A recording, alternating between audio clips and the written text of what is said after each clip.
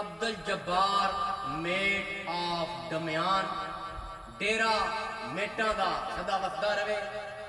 जनाब सरकार आपे खड़ी फरमाते ने हाँ सजना